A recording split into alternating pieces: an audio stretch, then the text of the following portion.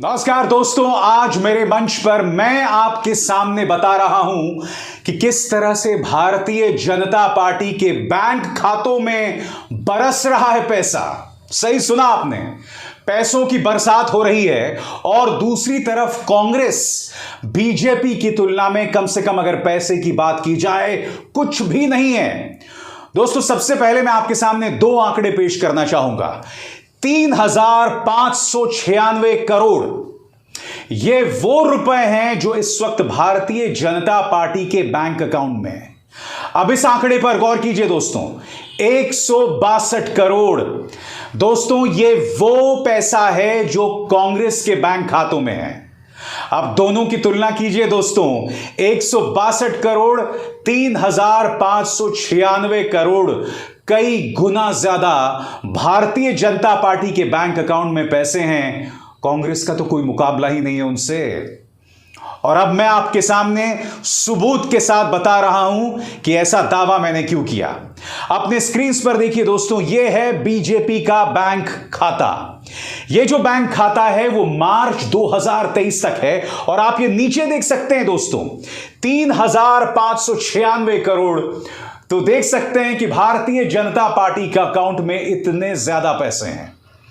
अब हम बात कांग्रेस की करना चाहते हैं, जो कि बीजेपी का विकल्प राष्ट्रीय तौर पर देखी जाती है।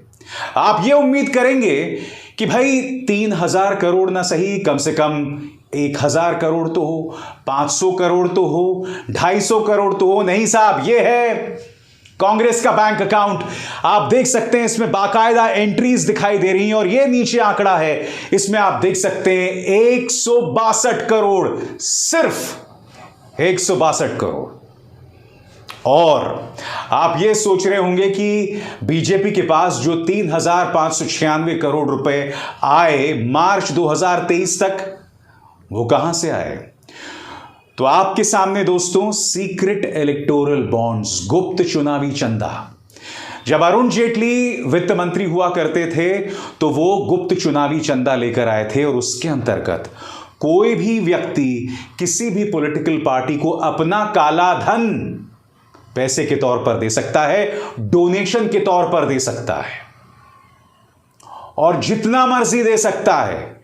इसका खुलासा कहीं नहीं होगा और जिस मर्जी पॉलिटिकल पार्टी को दे सकता है। मगर यह पड़ताल सामने उभर कर आई है और यह बहुत ही विश्वसनीय पड़ताल है कि अधिकतर पैसा जो गुप्त चुनावी चंदे का जाता है वो बीजेपी के जेब में जाता है। इसीलिए मार्च 2023 में बीजेपी के अकाउंट में थे 3,596 करोड़ और कांग्रेस के अकाउंट में कितने हैं, 162 करोड़। यानी कि कम से कम अगर पैसे की बात की जाए दोस्तों, कोई मुकाबला ही नहीं है। अब पैसे के साथ एजेंसीज का साथ, इन एजेंसीज पर निगाह डालिए। एनआईए, इनकम टैक्स, ईडी यानी प्रवर्तन निदेशालय, और सीबीआई। पैसा, एजेंसीज, और ऊपर से पापा की परियां और मीडिया के गुल्लू और कालू। ये तमाम ताकत भारतीय जनता पार्टी के साथ हैं। यानी कि सिर्फ 3,596 करोड़ रुपए नहीं है दोस्तों, 7 एजेंसीज का है और 7 मीडिया का है। कांग्रेस का मुकाबला, ये कहा जाए विपक्षी गठबंधन इंडिया का मुकाबला इससे है। मगर क्या ये आंकड़े देखने के बाद कांग्रेस के हौसले पस्त हो जाने चाहिए या विपक्ष के हौसले पस्त हो जाने चाहिए? बिल्कुल नहीं दोस्तों। अगर इतिहास ने किसी चीज को साबित किया है तो ताकत के सामने अगर मजलूम के हौसले, अगर कमजोर के हौसले मजबूत हों तो वो ये मुकाबला कर सकता है, चाहे 3,596 करोड़ हो या 10,596 करोड़। विपक्षी गठबंधन इंडिया को इस बात को याद रखना पड़ेगा। और हम ये ना भूलें दोस्तों, जैसे जैसे वक्त गुजरता जाएगा और इस साल के अंत में जो 3 राज्यों में चुनाव होने वाले हैं, यानी कि मध्य प्रदेश, राजस्थान, छत्तीसगढ़, अगर इन 3 राज्यों में कांग्रेस 2 राज्य भी जीत जाती है तो पूरा खेल पलटने लग जाएगा दोस्तों। उसके बाद लोकसभा चुनावों के लिए एक ऐसी उल्टी गिनती शुरू होने लग जाएगी जिसमें यह भी हो सकता है कि एनडीए के साथ इस वक्त जो 38 दल हैं उनमें कई दल जो हैं वो इंडिया गठबंधन के साथ आ जाएं। और इस बात का इशारा कांग्रेस अभी से कर रही है। आपकी स्क्रीन पर कांग्रेस के प्रवक्ता आलोक शर्मा, उन्होंने बाकायदा एक प्रेस कॉन्फ्रेंस की है दोस्तों, और इस प्रेस कॉन्फ्रेंस में उन्होंने क्या कहा है आपकी स्क्रीन पर ध्यान से एक एक शब्द पर गौर कीजिएगा। कांग्रेस प्रवक्ता आलोक शर्मा ने रविवार को दावा किया कि बीजेपी का जो गठबंधन है एनडीए, उनमें हिस्सा लेने वाले 38 दलों में से 4 से 5 दल इंडिया गठबंधन के संपर्क में हैं और उनमें से कुछ आने वाले दिनों में विपक्षी गुट में शामिल हो जाएंगे। आलोक शर्मा ने यह भी कहा कि 1 सितंबर को मुंबई में होने वाली इंडिया समूह की आगामी बैठक में कुछ महत्वपूर्ण फैसले लिए जाएंगे। एक प्रेस कॉन्फ्रेंस में आलोक शर्मा ने कहा, प्रधानमंत्री नरेंद्र मोदी द्वारा संबोधित एनडीए की बैठक में हिस्सा लेने वाले 38 दलों में से कम 4 से 5 राजनीतिक दल इंडिया गठबंधन के संपर्क में हैं। उनमें से कुछ जल्दी विपक्षी गुट में शामिल होने वाले हैं, जबकि कुछ 2024 के चुनावों से पहले शामिल होंगे। दोस्तों, यह दावा तो किया जा रहा है, मगर कांग्रेस को कुछ और तथ्यों पर गौर करना पड़ेगा। मसलन महाराष्ट्र में कांग्रेस के गठबंधन का नाम है एमवीए महाविकास अघाड़ी।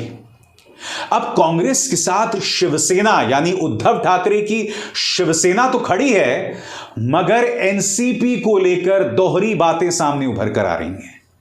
शरद पवार कभी तो यह कहते हैं कि हमारी पार्टी में कोई टूट नहीं है, कोई मतभेद नहीं है, हमारी पार्टी में 2 अलग अलग विचारधारा के लोग हैं तो कोई दिक्कत नहीं। और जाहिर सी बात है, यहां वो इशारा अजीत पवार की तरफ कर रहे हैं जो बीजेपी की गोद में बैठे हुए हैं।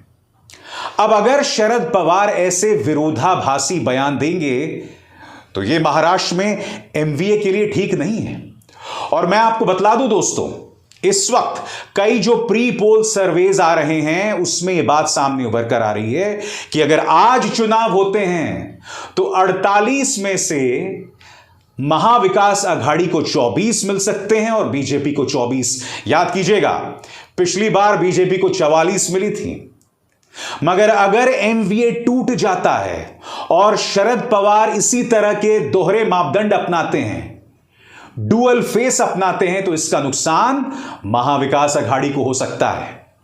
क्योंकि इस वक्त जनता की जो सहानुभूति है वो शरद पवार के साथ है, उद्धव ठाकरे के साथ है।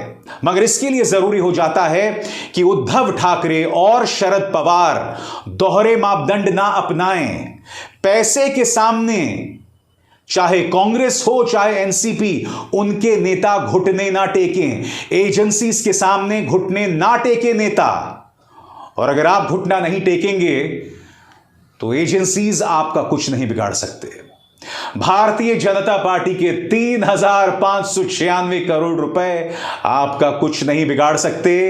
बीजेपी की ये पापा की परियां और ये मीडिया के गुल्लू और कालू आपका कुछ नहीं बिगाड़ सकते।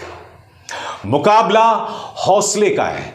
1 साल से कम का वक्त रह गया है दोस्तों, मगर यकीन मानिए यह मुकाबला बहुत दिलचस्प होने वाला है और मेरे इस मंच पर उसकी पल पल की जानकारी मैं आप तक पहुंचाता रहूंगा। अभिसार शर्मा को दीजिए इजाजत। नमस्कार।